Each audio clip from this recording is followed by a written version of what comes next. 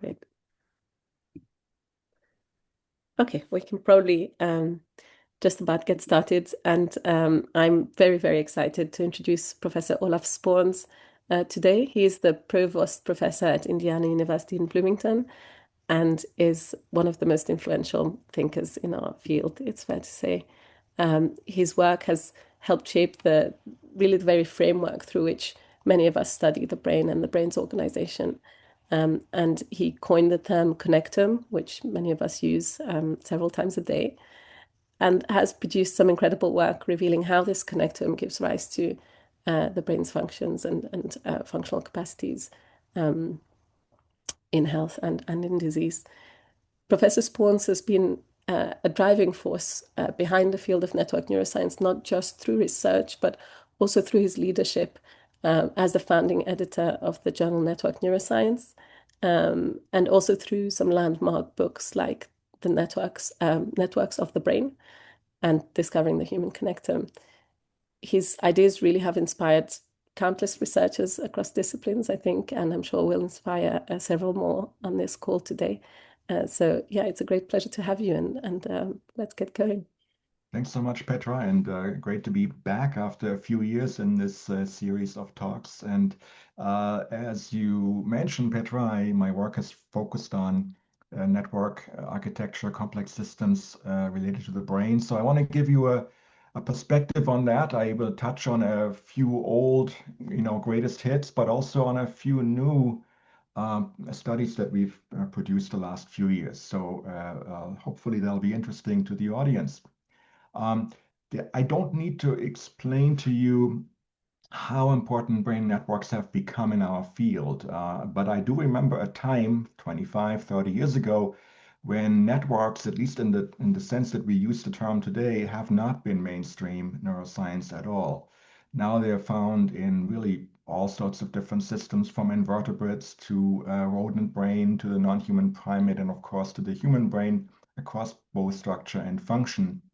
An enormous amount of work has been carried out in the last 10, 20 years.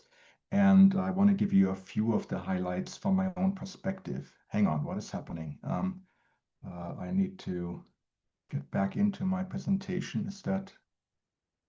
Have you lost?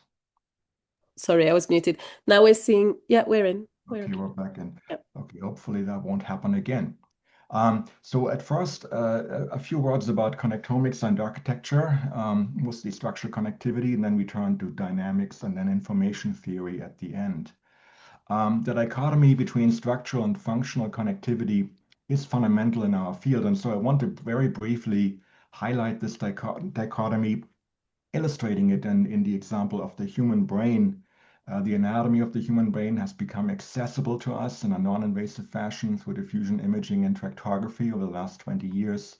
And my colleague Patrick Hagman and I started building network representations from these data a number of years back, which we then also correlate with resting state brain dynamics, an emerging field that has really taken over cognitive neuroscience by storm.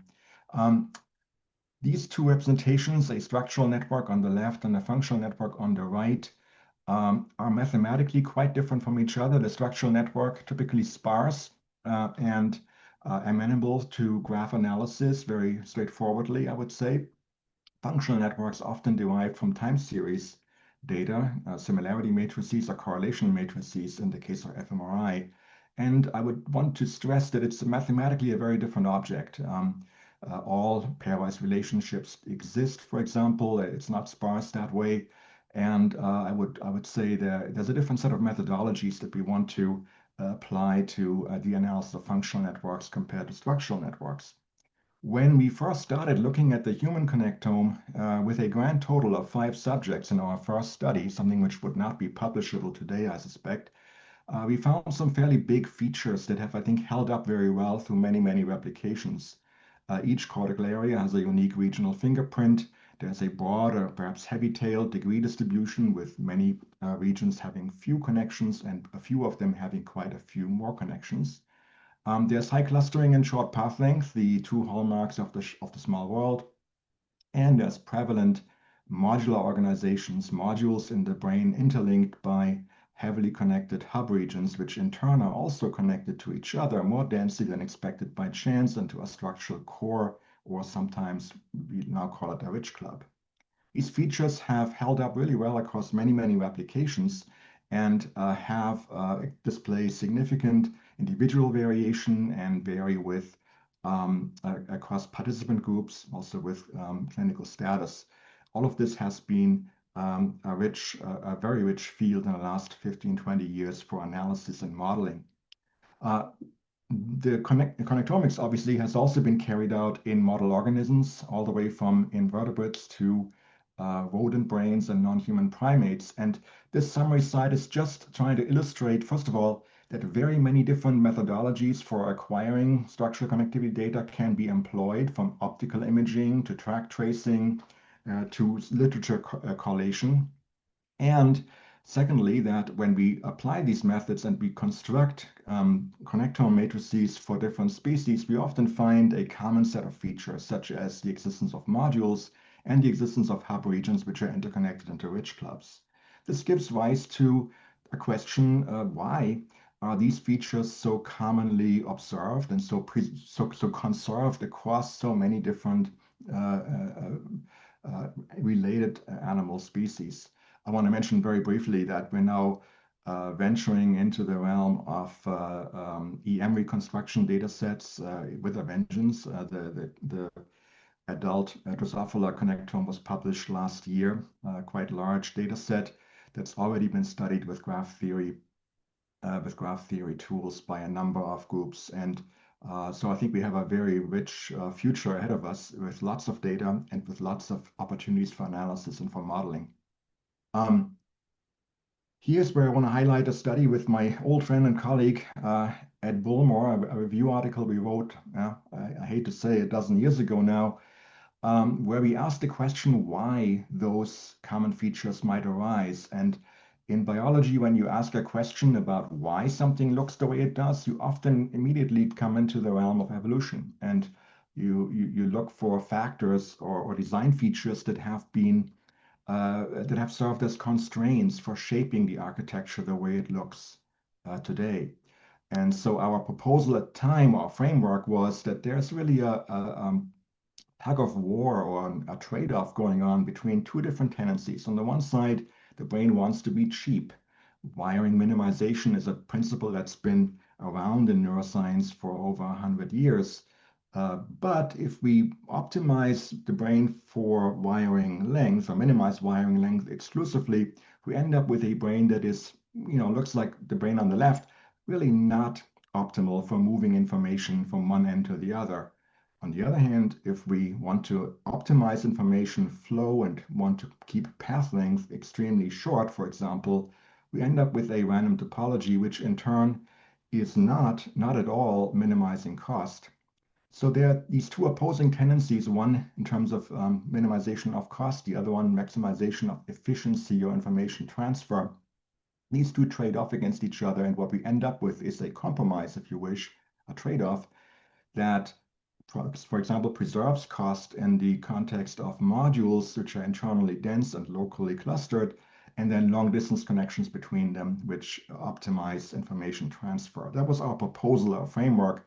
And for a number of years, we weren't really able to test this framework very well because data was sparse and very few animal species had been imaged or had been reconstructed.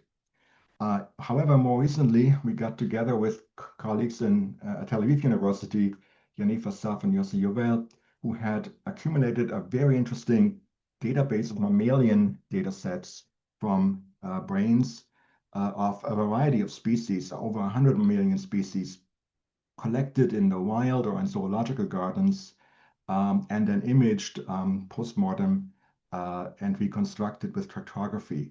The connection matrices, a few examples of them are shown on the left. What you see on the right is what we call a co-classification matrix, which is the propensity for two pairs of nodes to be affiliated with within the same module. We are applying modularity optimization to multiple scales, then construct a so-called agreement matrix, or here called co-classification matrix, which then defines for each pair of nodes how often this pair is found in the same module. It's sort of like a distance metric or similarity metric that quantifies affiliation within the same modular arrangement. A very useful construct, by the way, for all sorts of analyses, including human MRI data. Here it's applied in the context of the mammalian dataset. So we set out to explore whether we could compare these different connectomes from different species to each other and what patterns we might find. My grad student at the time, Josh Faskowitz, made the first step. He retrieved genetic data for all these species from an online database and constructed a phylogenetic tree, which tells us something about the distance between different species in terms of their genetic variation. Secondly, he then asked if we look for more closely related, phylogenetically related species, are there connectomes more similar to each other than for species that are more distantly related? That is sort of like a gut check or a validation check. We should be finding that if our data is gives us what we're looking for. So we were very interested in that first result, and indeed it holds up. So more closely related species within the same taxonomic order in the mammalian system have more similar connectome architectures than more distantly related species. The second point relates to brain volume. It immediately occurred to us that mammalian species have brains that range in volume over 3 orders of magnitude. The smallest brains from the smallest bats are only 1/1000th the volume of the largest brains in the sample from primates and some rodents and some hoofed animals and some carnivores. Brain volume plays a big role, as we all know, in allometric relationships between gray and white matter and in evolutionary relations as well. So we wanted to see whether, for example, the larger brains showed different relation to geometric space than the smaller brains. For that, we took off the shelf a generative model that fixes the locations of brain regions and then assigns connections based on geometric distance between them using an exponentially decaying probability rule.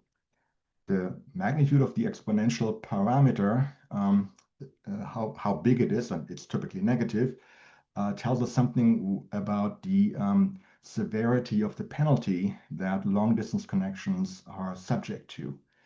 As we see, as Josh did for all these different species, if we fit that generative model to the geometric distribution of brain regions, we find that the smaller brains incur a smaller distance penalty, a smaller magnitude of this parameter, while the larger brains are much more penalized for long distance connections. In other words, long distance connections in larger brains are much less frequent and subject to a much more severe distance penalty. That was our first inkling that brain volume plays an important role in addition to phylogeny in terms of defining connectome architectures and differences between them across different species. Secondly, my former postdoc, Maria Grazia Puchedu, took this line of work several steps forward. A nice paper published last year in PLOS Biology. I'm just giving you the gist of this. We looked systematically at the relation of anatomical modularity to brain volume across these over 100 different species. And just to give you one little snippet of the data that we came up with, when we're looking at the propensity of two brain regions of being in the same module, which is our co-classification value, or CC, and we look at the weight of a connection between them, if it does exist, we find that the relationship strengthens as the brain volume increases. In stronger brains, the existence of a connection between two pairs of brain regions is more strongly related to their propensity of being within the same anatomical module. An inverse relationship ensues for Euclidean distance. Overall, the study gave us the following sort of summary account. As brain volume increases, modules become internally more dense, spatially more compact, that is, brain regions are found in the same volume of space, closer to each other, and they are less interconnected with each other. This reflects the distance penalty I mentioned earlier. So we're getting to in larger brains to an organization that's much more modular, spatially organized, and then sparse with respect to interconnections between the modules, placing a very high premium on their existence and on the ability of these connections to link signals between different modules to each other. So brain volume and brain architecture are interrelated, and modularity plays an important role in how this relationship plays out. I want to briefly mention another line of work I'm pursuing with Larry Swanson and Joel Hahn at USC, looking systematically at different subdivisions of the rat brain, not just the cerebral cortex, which we started with, but also very many other subdivisions that we are often neglecting in our human fMRI work, where it's often the cortex that is the most important thing that we pay attention to. Just as a survey on the lower left, the brain can be divided into various subdivisions, as you can see here. The cortex in the rat consisting of 154 regions, but the brain as a whole consisting of almost 800 brain regions with about 72,000 connections between them. This data is derived from systematic literature survey of existent literature on track tracing in the rat brain, which is abundant, and which Larry and Joel have systematically collected and archived. So we have a connection matrix that's directed, weighted, quite sparse, and comprises a very large fraction of the complete rat brain. Several messages from that work that I want to convey to you here very briefly. One is that in the context of this work, we worked out and then optimized an approach to modularity, which is based on hierarchy. Modules are basically partitions of nodes into subsets that are internally densely connected, usually in associative modularity. But it turns out that if you look at multiple spatial scales, you can come up with partitions of different grain, if you wish, of different level of detail. It's very important to me to get across to you the point that we should not view modular partitions as being unique and uniquely defining a particular brain architecture, but there's actually valid partitions at different levels of scale that are nested within each other. So it's a set of modules within modules within modules. We can access that by clustering the co-classification matrix, essentially, that I mentioned to you earlier as a new construct. And in that way, we can get a much more complete picture of how modularity plays out in a given brain architecture. This applies, by the way, also for human fMRI data. We've used this approach in imaging data sets as well, but here it's applied in an anatomical data set from the rat. So that's message number one. Modules are partitions. These partitions are hierarchically nested. And if by looking at the entire hierarchy of this nested architecture, we get a much more complete picture of how modularity plays out in a given brain. Secondly, brain architectures, the types of sort of global brain architectures that we might find, for example, small worldness, plays out very differently in different subdivisions of the brain. I want to really underscore that because to me it stood out as a something I didn't really expect to see. The larger subdivisions of the brain as a whole, the central nervous system, the forebrain, the end brain, the rostral sector, the cerebral cortex, yes, those have hallmarks of small world organization in the sense that there's high clustering and a short path length. However, other brain subdivisions, the cerebellum, the thalamus, the hypothalamus, the myelencephalon, the spinal cord, do not express these properties at all. And so there's a great heterogeneity of architectures that we come across when we look outside of the cerebral cortex and look at other subdivisions of the brain. This is something that intrigues me because, for a while, it looked as if every brain had small world architecture, so what's the big point? It turns out that if we look more closely in more detail, different subdivisions of a mammalian brain, such as the rat, may have actually very different architectures that probably express their very unique and specialized information processing requirements. So much for universality. It's actually not as universal as we might have seen early on. Now let's turn over to dynamics. Of course, the brain is active over time, and as we all know, resting state functional connectivity has become a very widely used tool in our field. And in our lab, a core question has been, how do we get from a static anatomical connectivity pattern, such as the one on the left, to something which is as dynamic and fluctuating and ever changing as the ongoing dynamics in the human brain shown on the right. As we all know, we construct resting state networks by taking individual frames of activity, snapshots of activity in the brain, cross-correlate them, clustering those cross-correlation matrices, which then gives us these blocks that we see in this diagram on the main diagonal of internally cohesive sets of regions that are more or less expressing similar activity patterns over time, and that we now have canonically named, such as control system, default mode system, dorsal attention system, and so forth. This has become the lingua franca really in cognitive neuroscience, and I can't underscore how important a shift that's been, because 20 years ago, many of these systems did not exist, at least not in the way that we refer to them today. And at the bottom here, just a brief shout out to some of the canonical studies carried out a while ago, which have shown us that despite the fact that resting state is so underspecified in terms of the experimental paradigm, it gives us something very reproducible even from different subject cohorts and different imaging centers. So there's something very reproducible, very concrete about these systems that we've now been familiar with for a number of years in our field. But I would argue that functional connectivity itself is dynamic. It changes over time. And, I've written about this in my own sort of more theoretical musings in the past, proposed that functional segregation, functional integration are probably waxing and waning, interacting with each other over time and the brain going at one point in one direction or the other.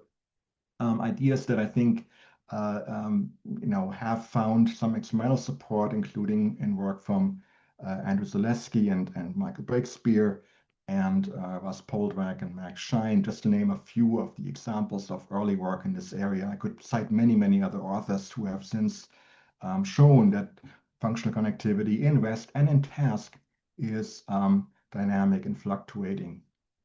We have, of course, pursued that line of work in our own lab as well, working with my former postdoc, Makoto Fukushima. What he did is he looked for episodes, windows of functional connectivity, small, short episodes of about 30 to 60 seconds, where modularity was high or low, higher or lower than expected. These so-called maximum and minimum Q episodes had particular functional connectivity signatures to them. As you can see at the bottom of this diagram in two different data sets, what you're basically seeing is default mode and control regions sort of breaking off and being anti-correlated to those regions that are more related to sensory motor function or attention. In a sense, the external and the internal part of the brain co-fluctuating against each other. This is a hallmark of these high Q or high segregation, high modularity states, while the more integrated minimum Q states are much more flat in terms of the shape of the correlation matrix that you see at the bottom. So we pushed this line of work doing windowing on resting state and task for a number of years, but quite frankly, we were not satisfied with the approach to some extent. Lots of assumptions go into the construction of these windowed representations. Modeling assumptions have to be made as to how we distinguish different states from each other. And there are many free parameters that I felt very uncomfortable over time choosing. So a period of creative disorganization ensued in the lab. Took a picture of our blackboard right before the pandemic, essentially put a halt to all this.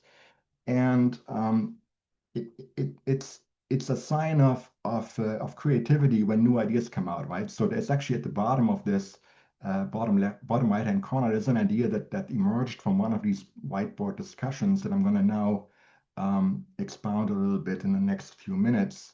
And that is the idea that we can actually unravel the classic functional connectivity into moment-by-moment contributions. And this idea really was brought to the fore by Josh, my former grad student, and Rick Betzel, my former colleague here at IU now at Minnesota.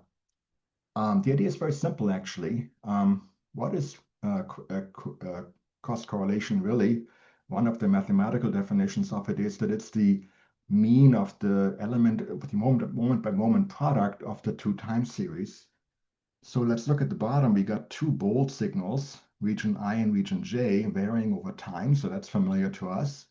If we now multiply these two nodal time series together moment by moment, we are getting what we call an edge time series, which is the co-fluctuation of the edge ij over time. If that signal is positive, the two regions, the two nodes are either both positive or both negative in terms of their bold activity.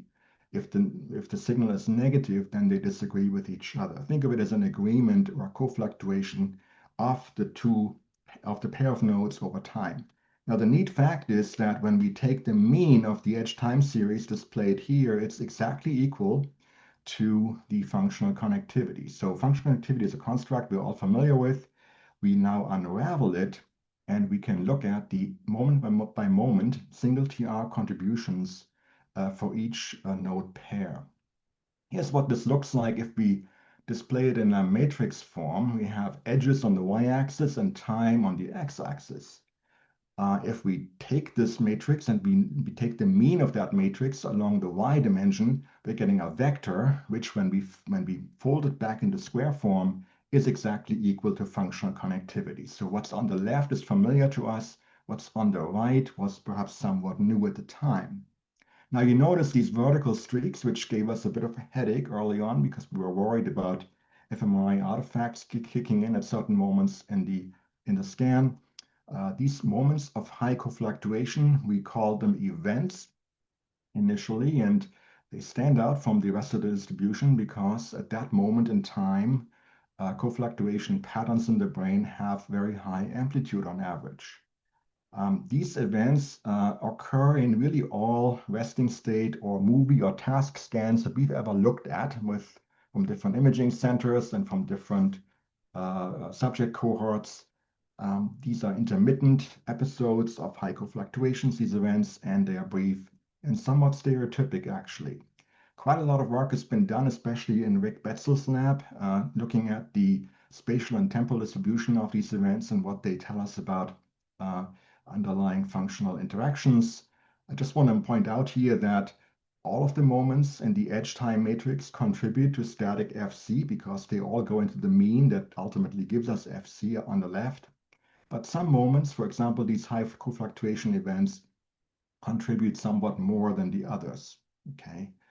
Now, as part of my pandemic project, when I was stuck at home like everybody else and had nothing to do but work, I tried to develop this methodology a little bit further, and I made the following little movie that I want to show you. And I show this in all of my talks because I think it builds intuition as to how we might think about this. On the left is a functional connectivity matrix, which is actually derived from the single resting state scan that I'm going to show you in just a minute, coming from the Human Connectome project. So that is a construct on the upper left we are all familiar with, and I think we have all agreed is useful and meaningful in our daily work.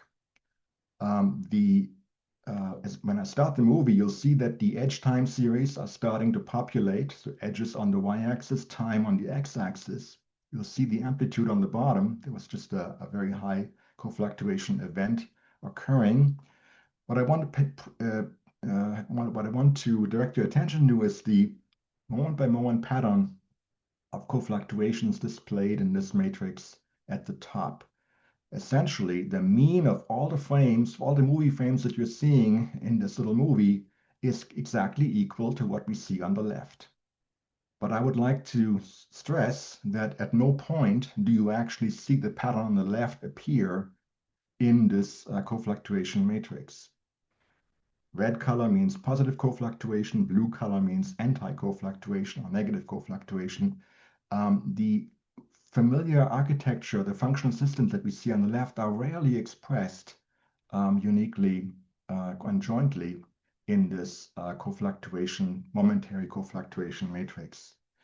That's an important point, I think, and that's the reason why I'm showing this to you, because it drives home the observation that these patterns of functional connectivity that we see on the left really are superpositions of many, many elementary states that occur at much, much faster timescales.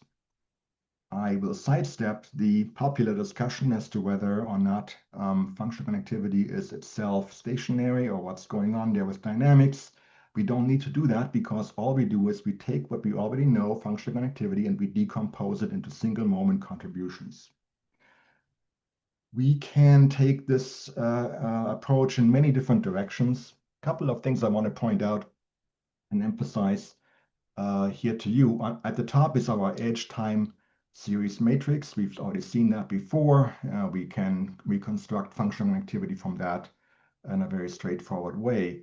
At the bottom is a binarized version of this exact same data where we've thrown away the amplitude information completely. We've thrown away all of the bold amplitudes. We just retain the sign. Are bold signals above or below their respective mean? It turns out that this is a binary pattern, first of all, a pattern of zeros and ones, very highly compressed from the original time series. Lots of information has been lost. And yet, if we build an agreement matrix, a co-classification matrix from that construct, we are getting back something that is stunningly similar. Actually, correlation is 0.96 or 0.97 to the original functional connectivity. It's a very different way of building, it's a somewhat different way of building a functional connectivity matrix based on a binary signal that's been retained, and yet very, very highly preserves what we see in the original data. That is I think an interesting observation that could be leveraged in many different ways, and we have done so in our lab in ways that unfortunately, I have no time to go into in much detail. Second point I want to make is underscore that the brain functional systems that we're so familiar with, visual systems, motor, dorsal attention, you name it, are not continuously expressed, but in fact only emerge if we superimpose many, many of these individual moments of cofluctuation on top of each other. If we look at whether cofluctuations occur within these systems and we apply an appropriate null model, we actually see that these systems are not constantly expressed, but only intermittently, and in fact in different combinations with each other. A very rich analysis path that I think has not been pursued very much, also not in our lab for lack of time. But I wanted to mention it here. We can actually build without making any free parameters really, or making assumptions about hidden Markov models or k-means clustering or who knows what. We can build state and state transition probability matrices very handily from such an approach. Finally, work using a single TR decomposed fMRI has been taken forward by my former grad student Sarah Katz now at Yale for doing fingerprinting and showing that brain behavior relations as well as fingerprinting is actually temporally expressed in short moments and can be optimized to give better signals if we choose the right moments using objectively defined criteria. A couple more points about this, and then I'll move on.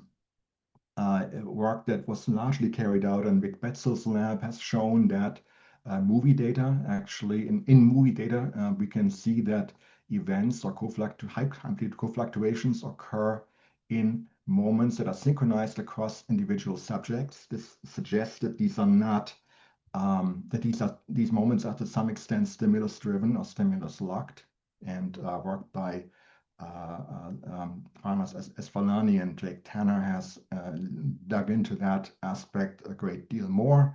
And finally, a recent collaboration I was able to carry out with Tyler Santander and Mike Miller at at UCSB and colleagues in Germany on individuals who have undergone callosotomy, some of them partial callosotomy, as shown in the top row, and some of them complete callosotomy at the bottom. These are epilepsy patients who underwent the surgery in the context of their clinical regimen.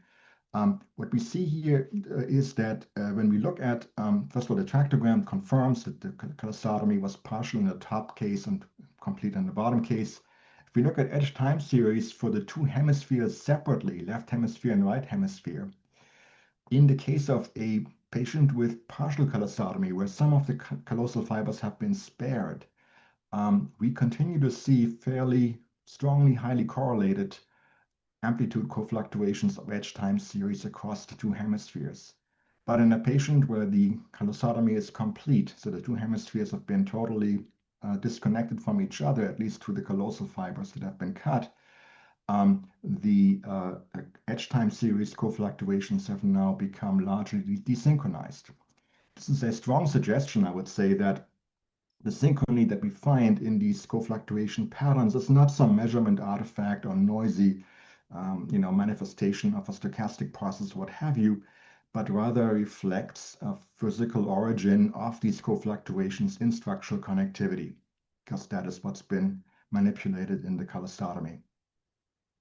And consistent with that idea and preceding this experimental finding by a few years, actually, my former grad student, Maria Pope's work in implementing neural mass models or simple phase oscillators like the Komodo model, and then building generative models of functional connectivity where we can actually look at whether or not these fluctuations occur.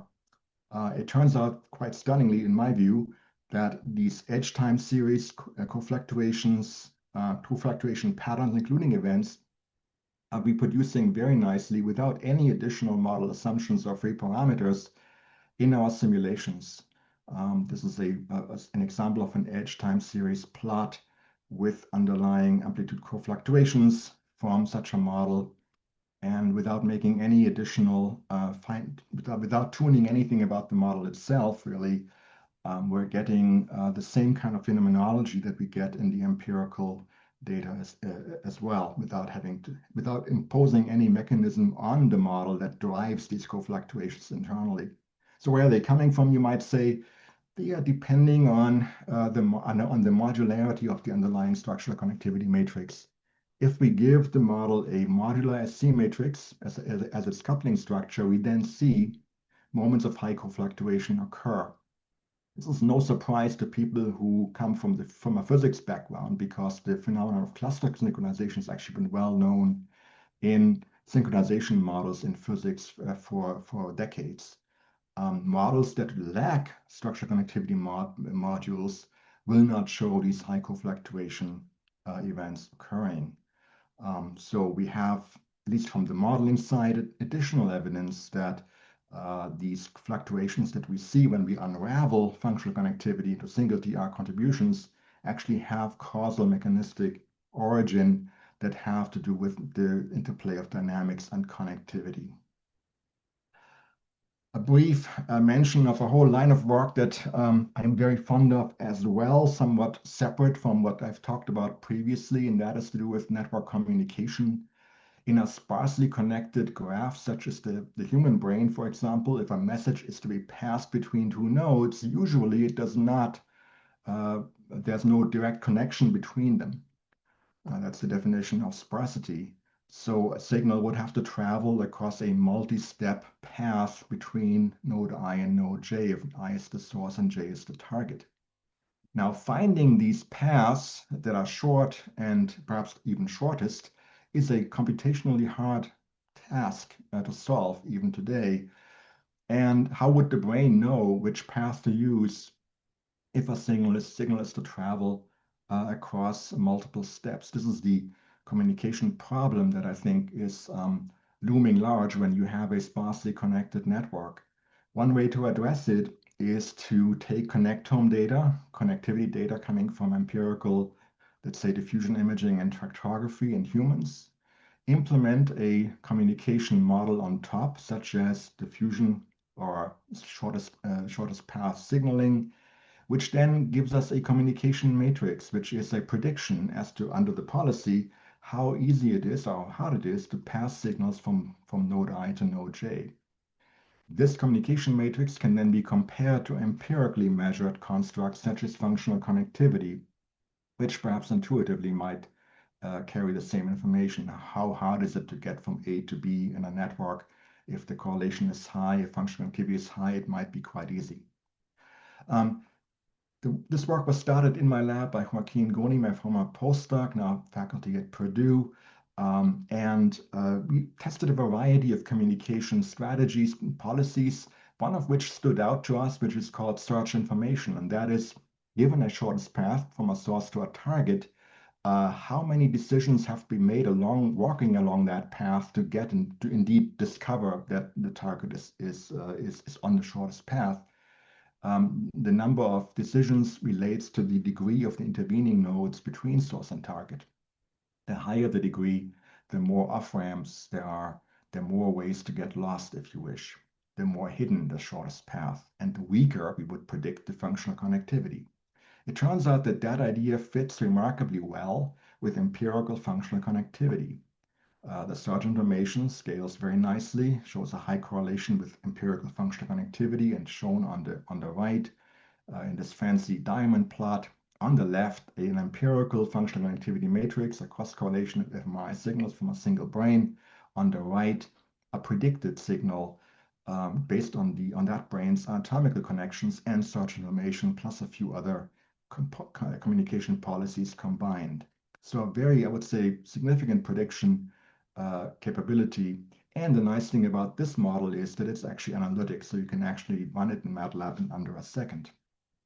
The work was carried forward by my more recent postdoc, Kyle Seguin, and he tried to address the problem of different communication policies empirically, leveraging a data set coming from a clinical set of studies where patients had been implanted with depth electrodes in their cerebral cortex, again, pre-surgically in preparation for epilepsy surgery.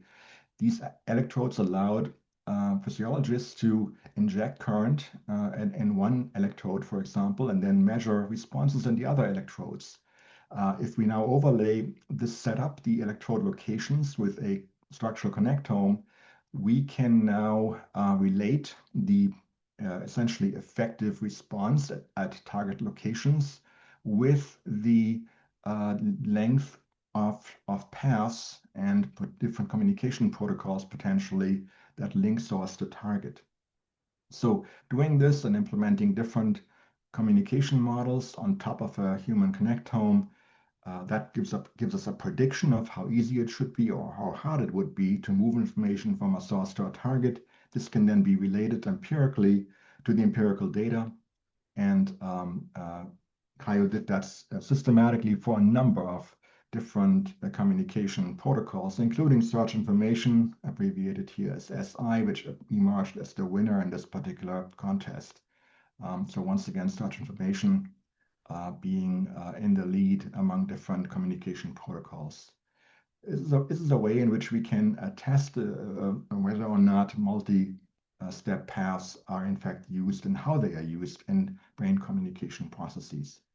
Finally, Kaio summarized a number of different ideas and studies and communication models in a review article.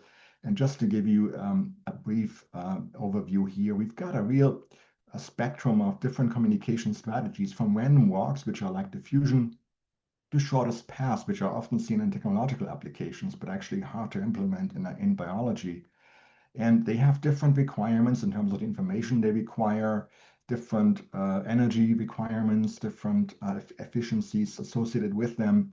And I would say it's an open question where on the spectrum brain networks lie, and in fact, whether perhaps we're using a combination of these strategies in communicating in the brain. So that is a whole line of work that I think is very fruitful and is being carried forward by a number of people, including Kaio in his most recent work.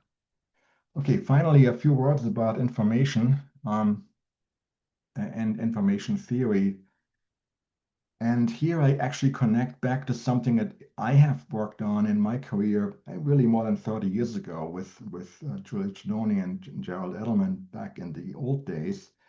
Recently, there's been a resurgence of interest in functional integration that we can characterize and measure using different measures of multivariate information, which is really another way of saying how can we leverage not bivariate but higher order dependencies in neural time series to express how different signals relate to each other and perhaps integrate information. Now, there's two different ways to think about information integration, and I hope the following analogy is not too simple-minded to you. On the one side, think of the string section in an orchestra where everybody in the string section more or less plays the same tune, at least at some points in the composition. That's kind of an example of redundancy. So we're duplicating identical information. If we lose one of the string players, not much is lost in the overall picture. And there's what we call, in information theoretic terms, high total correlation. There's high overlap in terms of the information content. The information of what is the gist of what is happening is disclosed by looking at every single string player separately. In fact, every single string player, if they play the same tune, is identical to any other. However, in a string quartet, each player plays their own line. And looking at an individual player and taking the other players out of the composition makes no sense at all. The composition is lost completely. The composition is only disclosed if we look at the joint state of all the players at the same time. That's an example of synergy, the integration of unique information over time. And in information theoretic terms, it's often now associated with what we call negative O information, which is a particular information theoretic metric we can calculate from time series data. So the question we might ask is, do both redundancy and synergy exist in the brain? And if so, when do they exist and where are they expressed? And here I'd like to really give a big shout out to lots of people in the field, some of their names given below, whose work I recommend to you if you're interested in this line of work. And it's a very exciting and emerging area, higher order dependencies and synergy and redundancy in complex systems in general, but in the brain in particular. In our own work, we've tackled both redundancy and synergy. First, dealing with synergy, work by my former postdoc, Maria Grazia Puchedu, we've argued that functional systems, such as visual, some motor, default mode, and so forth, classical systems that we've worked with in fMRI, in the fMRI space for many years now, really are expressions of redundancy, internally redundant sets of nodes that more or less do the same thing over time, are highly correlated with each other. We hypothesize that we can measure this internal redundancy of these functional systems using the information metric of total correlation, or TC.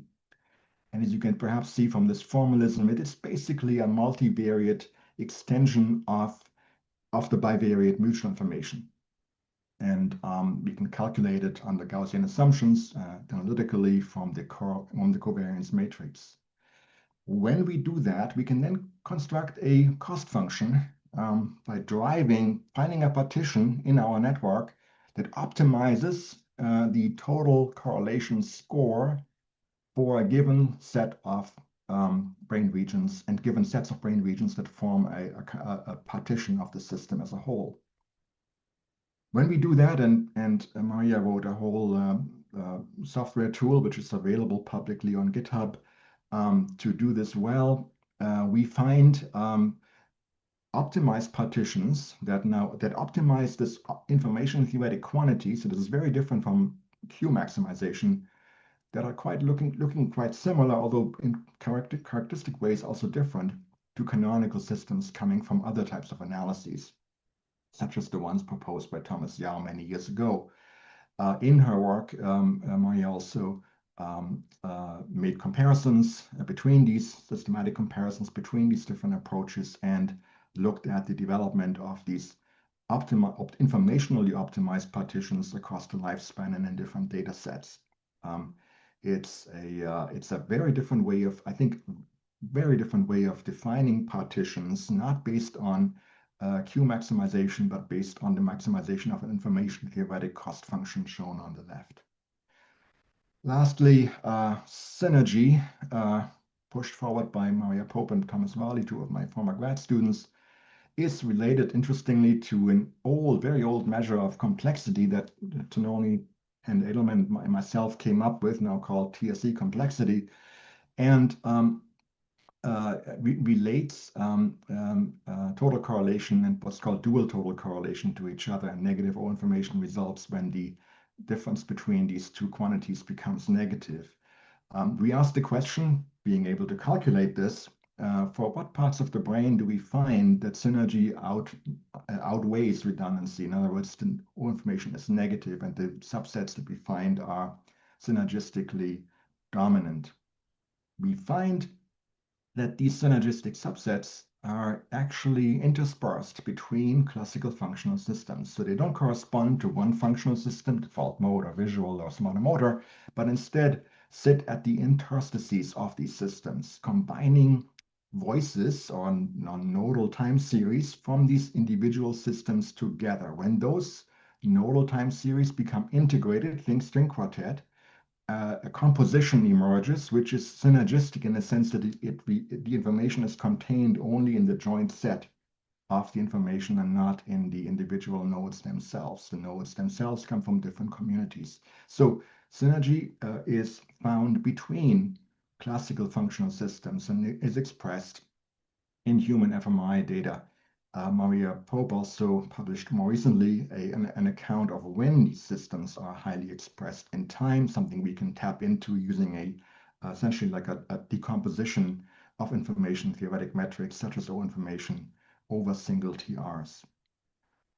Finally, the global picture here is one where networks on one side interact with dynamics on the other. Much of the talk today has covered different aspects of network organization, connectomics, obviously, modularity, aspects of cost, things like that, and then also synchrony, communication patterns, and connectivity dynamics under the rubric of dynamics itself. Interaction between these two then gives rise to information and fluctuating patterns of synergy and redundancy, higher order interactions, and ultimately complexity.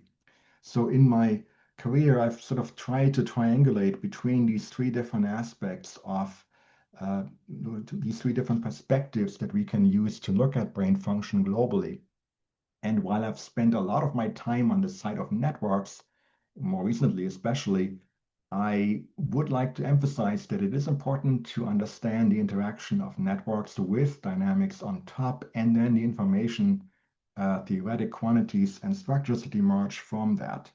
And I think there's some much work to be done in the intersection of these three different dimensions. With that, I'll stop. I'll mention that Network Neuroscience is a journal in the field that I started 10 years ago. I'm now about to step off as editor-in-chief, and Alex Fornito will take over at the end of the year. I recommend the journal to you if you have relevant work in this area. I have many people to thank, and with that, I stop. Thank you very much.